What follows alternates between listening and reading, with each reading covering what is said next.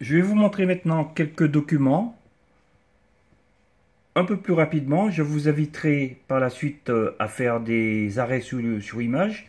Je vous explique un peu ce que c'est en gros. Là, vous avez ce qu'on appelle le livre des portes, hein. Donc, le livre des portes, les Égyptiens anciens représentaient les nations connues, hein, d'accord?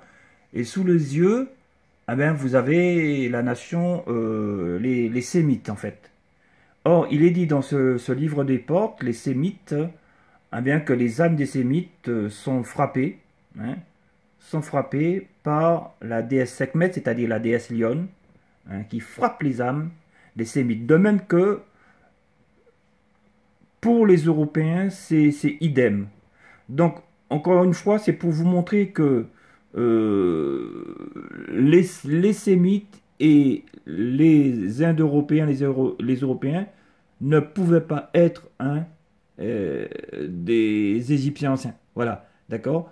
Parce qu'ils sont frappés, hein, dans la droite par la déesse Lyon, hein, voilà.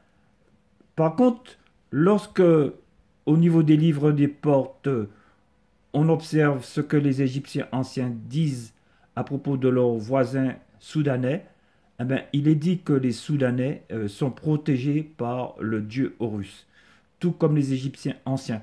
Les Soudanais sont protégés par le dieu Horus, alors que les Sémites et les Indo-Européens, les Européens, sont frappés, les âmes, leur âme, frappés parce que, en fait, ils n'avaient pas la même religion, hein, d'accord?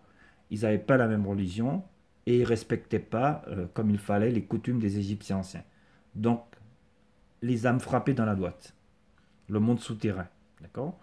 Alors ici, vous avez une représentation du livre des portes. Alors, celle du haut, c'est celle des falsificateurs, falsifiés, puisque on voit que à gauche, tout à fait à gauche, après, bon, à gauche, vous avez Horus, hein, bien sûr, mais après, vous avez quatre personnages identiques, et ces quatre personnages identiques, là, ont été blanchis, en fait, parce que c'était des Égyptiens anciens. Donc, les locodermes, hein, les falsificateurs d'histoire, avaient blanchi, ont carrément blanchi ces personnages, et en plus de cela, ils n'ont même pas mis les hiéroglyphes. D'accord? Donc, pas moyen de traduire et blanchi. Vous voyez la vraie représentation juste en dessous avec les couleurs. Voilà. Donc, vous avez les Égyptiens à gauche. D'accord? Ensuite, les quatre personnages clairs ici, là, ce sont les Sémites. Ensuite, vous avez les Nubiens représentés. D'accord? Et à droite, tout à fait, vous avez les Européens. Vous en apercevez deux. À peine. D'accord? Alors, en sachant que les Égyptiens anciens, soit ils étaient représentés noir charbon comme les Nubiens, ce qui est tout à fait normal, soit ils pouvaient être représentés d'une façon, on va dire, symbolique, en ocre rouge ou en marron. D'accord? Voilà. Alors, les Égyptiens anciens, hein, les Kamites de la vallée du Nil, sont venus du sud. En fait, les Égyptiens anciens, c'était des Nubio-Soudanais. Ils venaient de Couche, en fait. Ils venaient de Couche, ils venaient du sud. Ils venaient du sud africain. D'accord? Donc, vous l'avez compris, c'était des Noirs qui venaient du sud. Et les tout premiers pharaons, on les a appelés les Shemsu-Hor, c'est-à-dire les suivants d'Horus, parce que Horus était le dieu dynastique. D'accord? C'est pour ça qu'on les a appelés les suivants d'Horus. D'accord? Par exemple, ici, sur la droite, vous avez la tête du pharaon Narmer, et sur la gauche, c'est le pharaon Scorpion. Ici, vous avez des différents pharaons, hein, d'accord? On peut observer toujours Narmer à gauche, hein, Khéops en haut à droite, hein, au milieu en haut c'est Djoser, en bas à gauche c'est Mentuhotep II, au milieu, ici en bas, c'est la reine Ti. Et en bas à droite, eh bien, c'est Ahmes Nefertari. Une reine. Une grande reine d'Égypte. Vous voyez la ressemblance avec Wesley Snipes.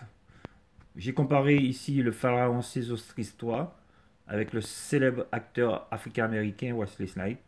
Vous voyez bien la ressemblance. Alors maintenant, ça ce sont des comparaisons. Des comparaisons, vous avez ici à gauche Kémet, hein, l'Égypte antique, et à droite le reste de l'Afrique. Comparez l'identité, c'est-à-dire que à gauche, les deux images de gauche, c'est en Égypte, d'accord, l'Égypte antique, et les deux images de droite, eh ben, c'est en Afrique, mais hors de l'Égypte, d'accord. Donc par exemple celle du haut à droite, c'est celle du Mali que j'ai comparée avec celle de gauche, qui est en Égypte, donc qui se trouve à Médoum, en Égypte. De même que en bas à gauche, celle d'Égypte, c'est celle de Gizeh, hein, les pyramides de Gizeh. Et en bas, celle du Gebel Barkal au Soudan, en bas à droite. Comparaison toujours entre l'Égypte et le reste de l'Afrique. Hein. Vous avez ici à gauche l'Égypte et à droite le reste de l'Afrique. Alors ça concerne ici les peines afro, hein, les houes, hein, et les techniques métallurgiques. Hein. Hein, voilà. On voit bien l'identité. Donc ici, donc est mélangé l'Égypte, Kémet, avec le reste de l'Afrique. Alors ça concerne la royauté, ses attributs, c'est-à-dire l'uréus, le totémis, le sceptre, etc. sont représentés. Donc voilà, on voit les ressemblances entre Kémet et le reste de l'Afrique. Là, vous avez bien sûr en haut à droite des femmes de Kémet, hein, d'accord, les tresses, hein, elles sont tressées, elles ont des tresses. Et en bas à droite, vous avez des africaines d'aujourd'hui, d'accord. Donc bien sûr, vous avez des hiéroglyphes, des mots hiéroglyphiques à gauche, qui vous montrent bien que le mot tresse, hein, les mots tresse existaient, hein, en Égypte. Et puis cheveux se disait kem, et le mot kem, vous savez, veut dire aussi noir. Voilà.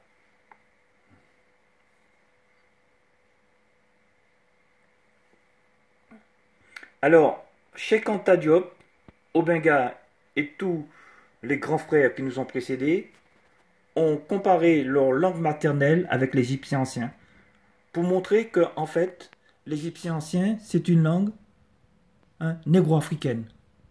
D'accord.